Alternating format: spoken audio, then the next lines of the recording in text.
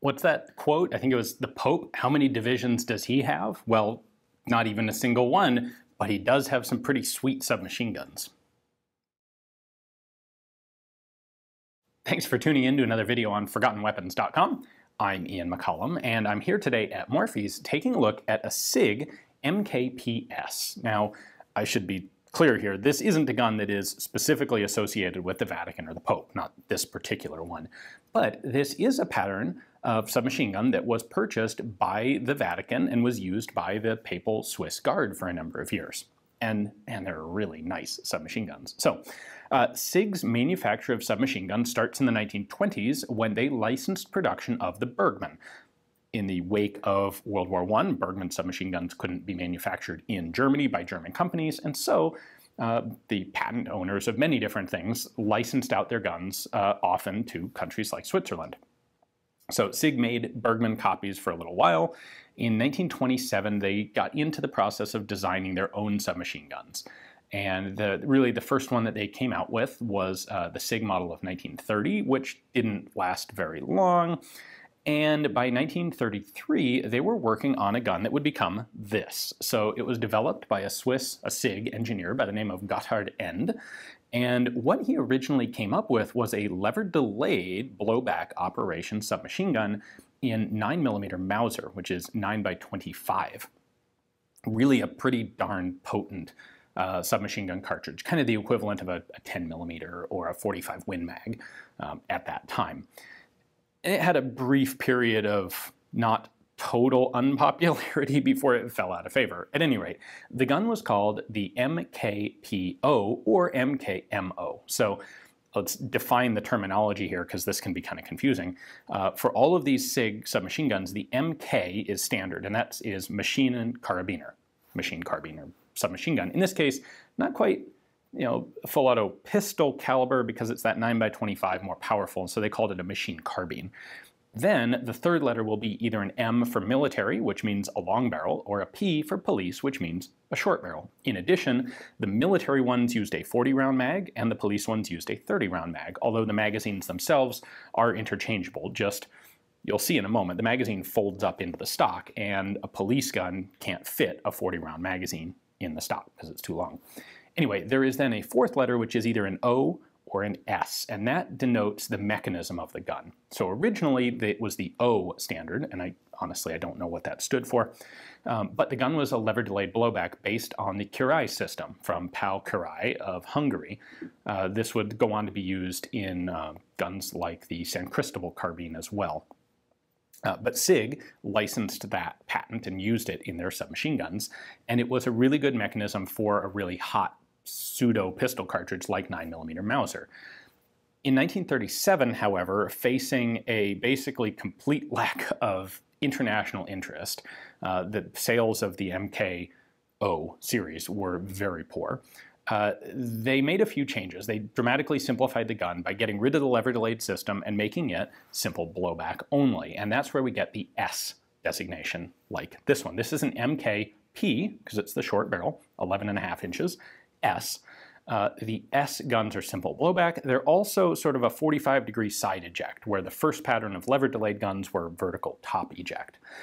In addition, well, when they got rid of the 9x25mm chambering, they replaced it with 3 different options. You could get these in 7.63 Mauser, you could get them in 7.65 Parabellum, the original Luger cartridge, or you could get them in 9mm Parabellum. And most of them were made in 9mm Parabellum, including this one. So let me show you how it works. I want to first take a moment to appreciate just how beautiful these things are. I honestly think this is one of the best looking submachine guns ever produced. At the back here, we've got a stock design, a sling bar, a semi-pistol grip that are taken straight off the Swiss K31 rifles. The manufacturer's mark here on the back of the receiver tube. The J is sort of the Germanic spelling of an I, so the Swiss Industrial Society of Neuhausen. That would become SIG later on. We've got a rear sight here that is also very distinctively reminiscent of the K31. There is a safety selector on the side, fire and safe. Just slides back and forth. There is no semi-auto selector. It's full auto all the time only. Slightly less appealing, we have the remnants of a very old, very lightly struck import mark here that frankly I can't really read except that it's somewhere in Illinois. Flipping it over here, we've got our sort of 45-degree ejection port out the side. We've got our bolt handle. These are open bolt guns, so the bolt will lock open, drop when you pull the trigger. Yet another K31 element, a nice square rifle-style drift adjustable front post there, sling swivel on the left. We've got these really cool angled finger grooves. And then the most distinctive mechanical feature of the gun, which is the folding magazine well. We've got a cover plate here, the magazine well here, and the magazine itself there. So to open this, you actually have to lift this spring-loaded cover, and then you can pull the magazine down, and it will lock in place there at the 90-degree position. You can see that the stock is recessed for the magazine to sit in. There's a little metal block right here that's screwed into the stock on both sides, there and there. And that is basically the stop, the rest for the magazine. So to refold the magazine, by the way, you again have to lift this lug, this spring-loaded catch. Then you can fold it back down into place. The way that works, by the way, we've got our little inside reinforcing plate here. These two flat surfaces lock against the back of the magazine well itself there. That's what locks it in the folded position. Can't lift. Then in the upward position, we have a little hook right here that locks into the back of the magazine well like that. And that's what's going to lock it in that position. Also, we have our magazine release here on the front. And you will notice on the magazine there's a little catch right there. So that's what holds the magazine in place. These are very well-made magazines. They are double stack, double feed. You've got a series of witness holes there. As I said, the military ones were 40 round, would have had an additional witness mark below. And the magazines are serialized to the individual guns. This particular one does not match the gun, this particular gun. Now, you may be thinking, you know, okay, how interesting can a simple blowback submachine gun be inside? Well, let's open it up and take a look. It's Swiss, so naturally the screws are held in place by retaining screws, and they are actually serialized. These are, of course, matching screws. All right, with those out of the way, we can lift the trigger guard off. Not much going on there. Then the handguard is also retained by a screw. So we need to take this out. There we go, that comes off. Naturally, the upper handguard is serialized and matches. Now I can lift the action gently out of the stock. And then at the front here, that nose cap is actually attached. So we lift that off the stock. There's our stock, there's the rest for the magazine. Not really anything else going on there. Nose cap and front sight are attached to the end of the barrel. We have our pivoting magazine well. Note that the ejector is screwed into the back of the magazine well. Here we have our trigger mechanism. Couple interesting features. First off, if the safety is in the fire position, you cannot unscrew the end cap. You have to put the safety into safe, which retracts this bar out of that slot. Now I can push down the locking button and unscrew the receiver. Now here's another interesting little feature here. You may have wondered what would happen if you had a simple tube-like submachine gun like this and you fired it without the end cap on, or with the end cap only partially screwed on, and so maybe the bolt's going to hit the back hard enough to blow the end cap off. That sounds like it could be pretty bad. Well, SIG also noticed that, and so there's actually an additional mechanical safety in here. This lever, for lack of a better term, prevents you from firing. Let's go ahead and put this in the fire position. All right, so I've got it in the fire position with this in that little notch, but my end cap is not all the way screwed on, and so this lug is not held all the way down. Well, I can't fire the gun. I can't pull the trigger unless this lug is retracted. That fires. That doesn't.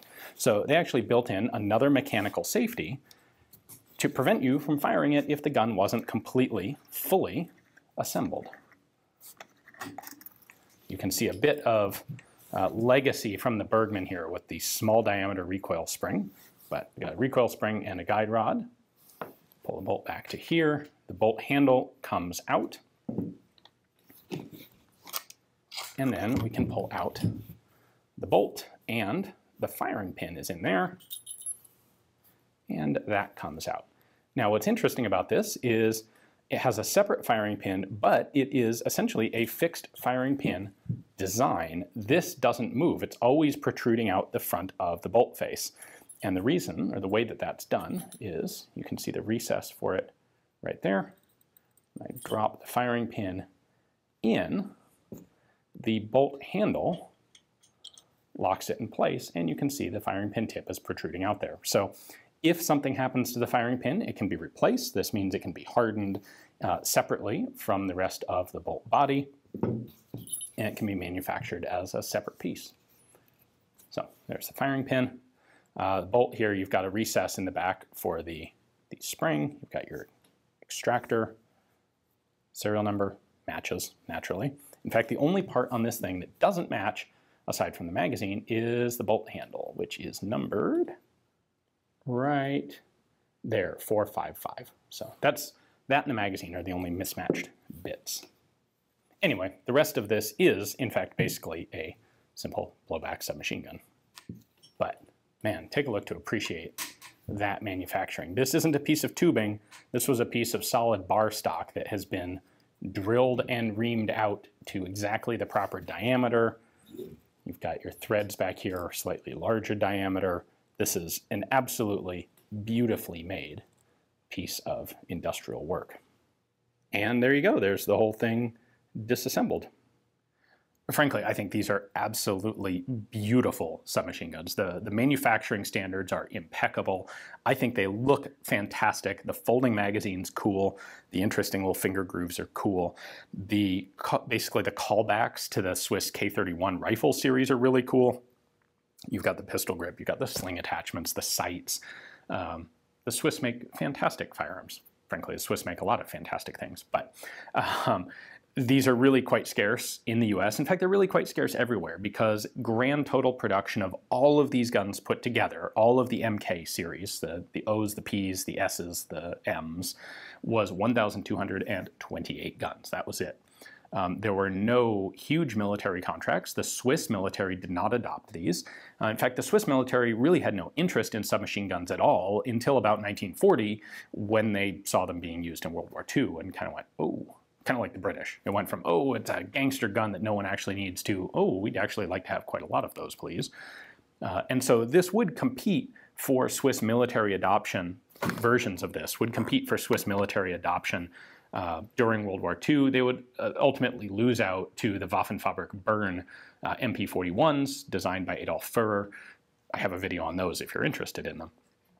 But the two most notable purchasers of these were the Vatican, who actually didn't buy all that many, although I don't know the exact number, and actually Finland. Finland was, I believe, the single largest purchaser. They bought 282 of them in the late spring and early summer of 1940. So essentially, after the Winter War had ended, the Finns are looking for more submachine guns while they're trying to manufacture more Suomis. These are available, and so they are purchased. And so they did actually see some use in the continuation war, although mostly with units who weren't in frontline combat because it's a non-standard gun for the Finnish military. Anyway, this particular one is, of course, an NFA-registered curio and relic eligible, fully transferable piece, which is fantastically cool. So hopefully you guys enjoyed the video. Thanks for watching.